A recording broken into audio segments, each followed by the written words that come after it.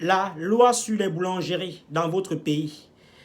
Vous devez toujours vous informer quels sont les pièges, quelles sont les contraintes que la loi impose avant d'investir votre argent dans le domaine des boulangeries dans votre pays. Le marché africain. Bienvenue sur notre chaîne YouTube. Cliquez sur la cloche pour vous abonner et partagez auprès des entrepreneurs pour augmenter notre communauté. Aujourd'hui, nous allons nous intéresser au cas d'un monsieur sénégalais qui préparait son retour au pays.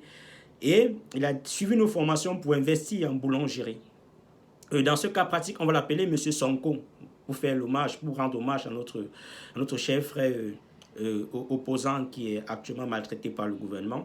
Donc, Sonko vient en Europe et il se prépare à rentrer à Dakar pour investir. Et Sonko décide de prendre nos formations.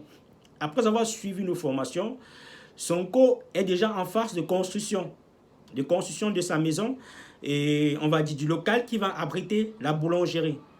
Une fois que Sonko finit de suivre nos formations, et 3 mois et demi après, il lance l'achat des machines.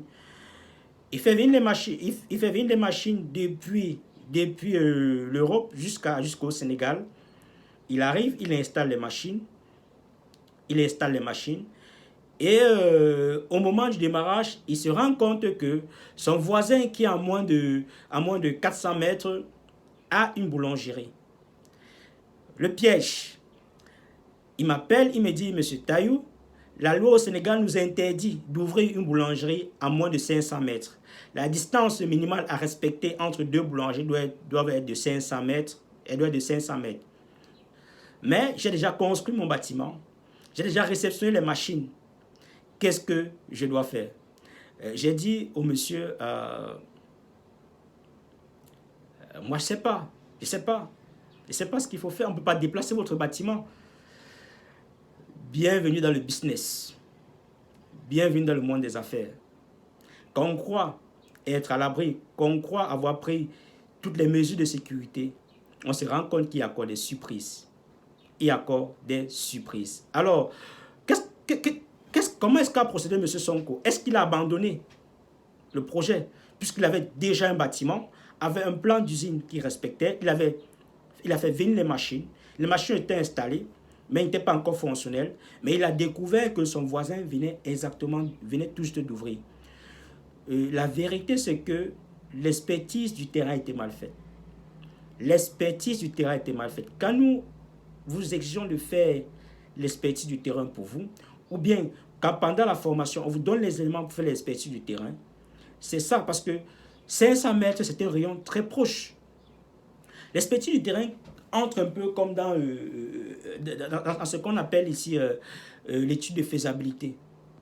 Voilà, c'est la pré-étude de faisabilité, parce qu'en réalité, M. Sonko devait se balader, devait travailler sur un rayon de minimum 2 km pour voir qui sont ses concurrents,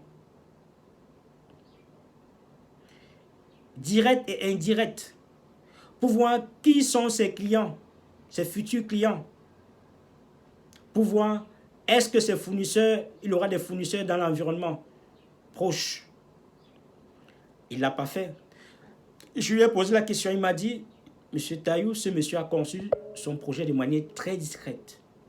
On ne savait pas ce qui se passait à l'intérieur. Le jour où il a ouvert la barrière, c'est ce jour qu'on a constaté que c'était une boulangerie. Voilà. Donc, c'est pour dire que vous n'êtes pas à l'abri des surprises quand vous investissez votre argent dans un projet. Comment M. Sonko a procédé?